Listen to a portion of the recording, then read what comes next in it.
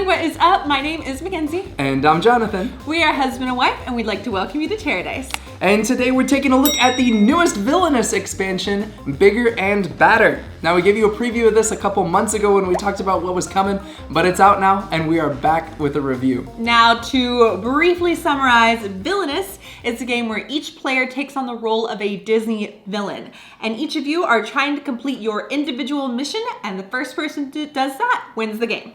Yes, and Bigger and Badder famously is the first expansion to include Pixar characters. So we got Syndrome from The Incredibles, we have Lotso from Toy Story 3, and then our throwback is Madame Mim from Sword in the Stone. Yeah, now one of these characters really surprised us, but we'll get more into that in a minute. But if that sounds like a game you want to play, then just keep watching. All right, and first up on deck in this expansion is Syndrome from The Incredibles. So he was that kid who wanted to be a superhero, and Mr. Incredible just didn't live up to it. So he became a bad guy, and basically his whole thing in this game, he's got these Omni droids. Those are those big robots that just kind of wreaked havoc on the city. Mm-hmm. But he's training them against the heroes, using them to vanquish, and then he's upgrading them from what he learns to build bigger and badder Omni droids until the final showdown is between him and his own Omni droid. He hits a remote and boom, the droid explodes. Mm-hmm. So the way he does that, he has these cardboard Omni droid tokens that work as allies on his team, and he's moving them around, he's fighting, and then when he uses them to vanquish, they get destroyed, but that opens up the board for him to be able to deploy the next version. So it's version 8, version 9, and version 10. Mm-hmm. He's got these major modification cards, which it's cool. It shows the terminated, when he was defeating all the heroes. And so he can cash those in to get the next Omni droid on his map. So in his Fate deck, he has the classic people you think were coming out. You have Mr. Incredible, who is a very tough character to beat. You have Frozone, you have Dash, you have Violet, you have the whole team. You also have one of my favorite cards is called No Capes. And what this does is that you can play this on Syndrome, and he can't move from the current spot that he's in. He has to replay his turn in that position, which I thought that was very cute and clever because he's stuck in that spot. Snagged by his cape. Oh, it's so good. Yeah. There's actually a few different cards in here that mess with movement. So you have cards that he's got this force field, energy field card that he can use that traps them in place. The heroes can't leave that location. They lose some strength. He's also got ways to move his Omni droid, so he's got those little security camera birds that tell you where yeah. So that tells you where on No Man is an Island they are, so they can jump to those locations. Mm-hmm. So I really, really like that. Now I will say, this is actually a theme with this whole expansion.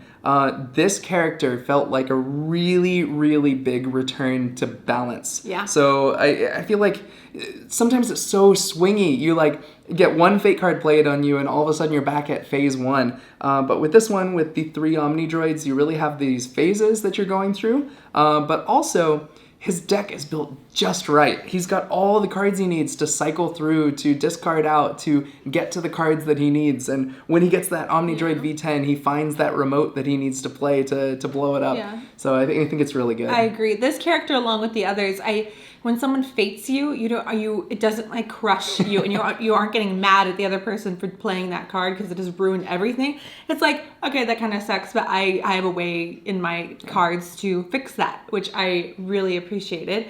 I've developed this habit of saying thank you whenever I get fated. It's so annoying. It doesn't matter anymore, but it's also just, it's fun, and it's fun to get no capes. And, yeah. It adds to the theming. Yeah. I will say with Syndrome, he is the most difficult out of the 3 we're going to talk about. For him, you will definitely need to read the whole pamphlet that you have. You'll need to read this thoroughly before you play, as well as the cards and his Omni droids. You need to read the text that's on these cards because it's going to explain some things that maybe just are briefly said in here, and that's the key to playing him. So I would say he's on the harder end to play. Totally playable, but if you're going to play him, I would be a player that's knows Villainous, used to Villainous, and is committed to reading how to play him. All right, up next is Lotso from Toy Story 3. Now, he is a very interesting bad guy because he's actually if you've seen Toy Story 3, he's so mean, and he's actually dark. He's actually a super dark character and has a super dark backstory, and the game plays that out really well. I think about characters like Jafar, who's like, he's cartoon violence, you know? Yeah. He's like, He's I'm like, the Sultan. Yeah, he's like bigger than life that you really don't see him that much of as a bad guy, but Lotso, he's got some dark stuff going on. I mean, it's just like it says in his fate card, something snapped. Yeah. So he's dark. So Lotso, his whole objective, it takes place kind of at the whole nursery and the playground caterpillar room, and then it also takes place at the landfill, which that scene from the end of the movie. But basically his whole goal is to get all the like good toys into the caterpillar room and beat them down in strength until they have 0 strength. So we didn't actually talk about this with Syndrome earlier, but both Syndrome and Lotso have the ability to modify the strength of the heroes they fight against. So you get -1, -2, -3, -4, and so that's how you defeat like Mr. Incredible and stuff. That's in this one, that's how you get them down to 0. So you can do that by some cards. You can do this by vanquishing. So you can vanquish and it'll knock them down to 0. But they do stay on the board. So that's also kind of cool because if you remember in Toy Story, they like capture them a bunch and like beat them up, but they don't actually like destroy them. So it works really well with the vanquish action. Definitely. And like the Fate deck is the same way. You have Woody, Jesse, Rex. Oh, I really love that they included Spanish Buzz. They actually included many different versions of Buzz. Yeah, so Buzz Lightyear is a cardboard token. I love when you get like one of these things with each hero or villain. But basically Buzz, whenever he's at your location, basically heroes can't be targeted by vanquish actions. But you can flip him over, and on the backside there's demo mode Buzz. So when you flip demo mode Buzz to your side, he can be used to defeat the heroes without actually defeating him. So that's one way you can etch down on their strength. But yeah, the Spanish mode will kind of flip him back and forth. So he's good guy, bad guy, good guy, bad guy. I like that. Lotso's mini is so creative. So you have his little bear head. And then if you turn it upside down, it actually looks like a little strawberry. It has these little indents right here, which at first I was like, why are these like weird like little bumps on the back? Yeah. But it's the strawberry seeds. So it doesn't smell like strawberries, unfortunately. No, it doesn't. But he does look like a strawberry on the back. So I thought that was a really nice compromise. Yes, yeah, it's very cool. And Lotso's deck is pretty cool. He's got a lot of fun cards with really, really rich art. I really like Patrolling All Night Long. So choose a hero who's not in the caterpillar room. That hero gets -1 strength. So when all those trucks are going around, it's like, oh, they're tired from like hiding. His bad guys are all of the like ones that you see in the club with Ken. So like Chunk and the robot ones and Big Baby. But we're missing actually a surprising number of the bad guys. I think. Well, it's not even bad guys. We're missing several key characters that you would normally expect to see. So in Lotso, as far as I can count, there Mr. Potato Head, Mrs. Potato Head, Slinky, Ken, and Barbie are not in Lotso.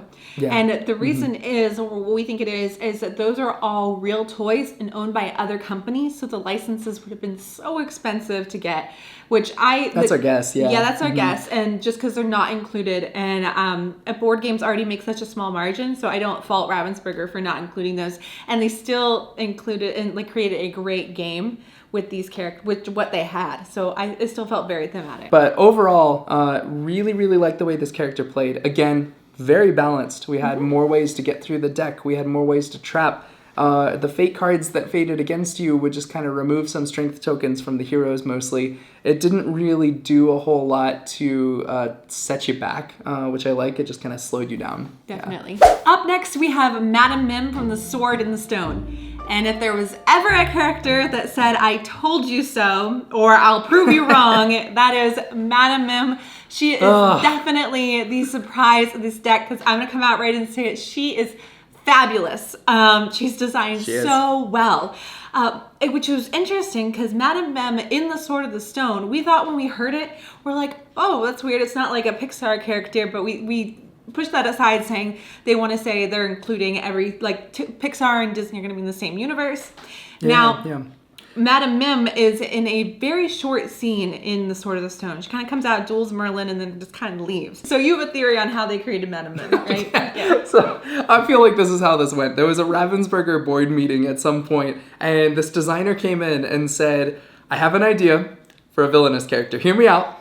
Madame Mim. And everyone's like, what? And then they showed how it worked and they explained it, and everyone thought, that's genius. We have to do it. Yeah. So basically, the way this character works, if you've seen that scene, they're chasing, basically Merlin and Madame Mim are chasing each other around and they're transforming into different animals, cat, mouse, rattlesnake, goat, whatever. And they're like attacking each other and having a wizard's duel. And this character is very much that. So the way the character works, you have 2 fate decks. Your normal one, which slows you down. And then you have this Merlin transformation deck where he turns into walruses and turtles and caterpillars. And so they're all different transformations of Merlin. And then in Madame Mim's deck, she has her own transformations. So she could turn into an elephant or into a purple dragon. So she's got all these transformations. And it just feels very chaotic. So basically Merlin transforms and then you have to play the transformation that complements that transform. So if Goat Merlin is played, you have to play Purple Dragon Merlin, Mim to defeat that transformation. And so you're trying to get the right pairs. That's what this whole thing's about, is can I get the 8 pairs and defeat the transformations? Yeah, so she's designed so well, I think, because you think like, oh wow, I have to find one card that will defeat this one thing. But there's so many things in her deck that allow her to like go crazy, and that's what I liked about her, is like that she just like breaks the villainous rules kind of, and like she's like throw away all her cards and grab new ones. I'm not cheating. Yeah, she gets I'm to not look cheating. at the top cards and rearrange them. Yeah, she gets to rearrange. Yeah.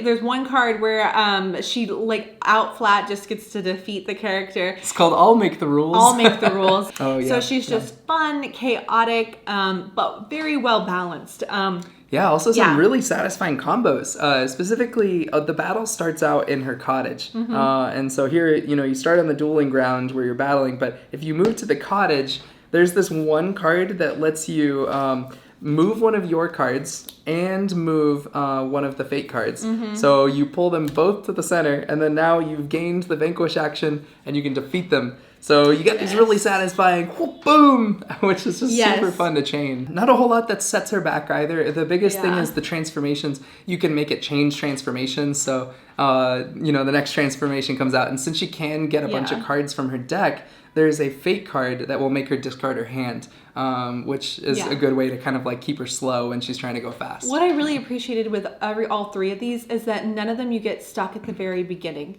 None of them like you're all of a sudden set back and you have to start all over. Like there's not one with Madame Mim where you completely have to redo all of the transformations. Like that's no fun. And I felt like several of them in the past have been like that. Like the last expansion, Despicable, was like that. And I just really appreciated that this was not like that. It wasn't like defeating. And Madame Mim is chaotic, but she's actually the simplest one out of these 3 to play. So easy. Oh my gosh. Very straightforward. The cards are super easy to understand. You don't have to be referencing the pamphlet. It's just straightforward. You play the match, you find it.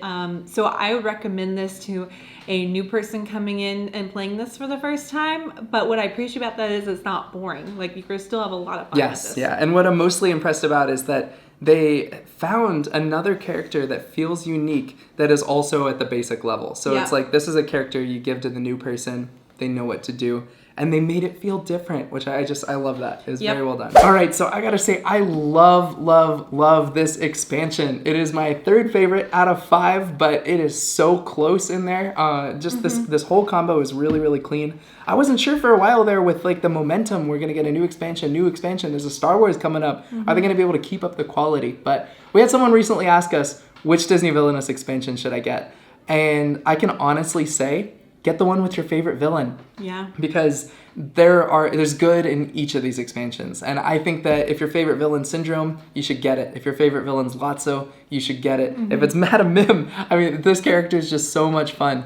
But I just really think that this proved that the system can continue and we'll continue to get new, fresh, good ideas. Now, I will say, though, last expansion, Despicable Plots, we did have some negative things to say about that, and there were some weak points with theming in that area. So that is one I wouldn't put at the top of the list. All the others, though, I would say, like, pick which character you like the best.